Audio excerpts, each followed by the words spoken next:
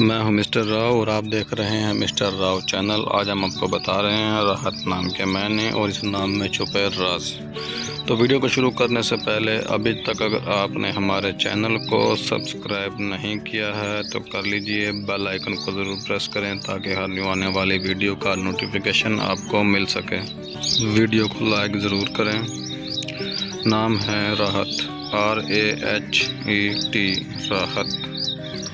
राहत के मायने हैं आसूदगी, आराम। मज़हब है राहत का मुस्लिम।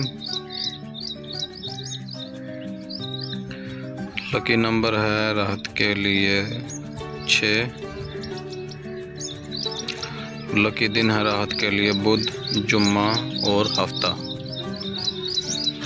लकी रंग है राहत के लिए पीला, नीला और सफ़ेद। लकी पत्थर है राहत के लिए हीरा।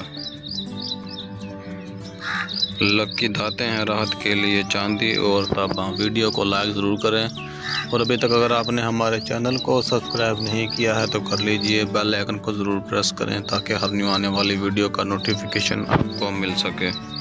Thanks for watching. Subscribe my channel mister Rao.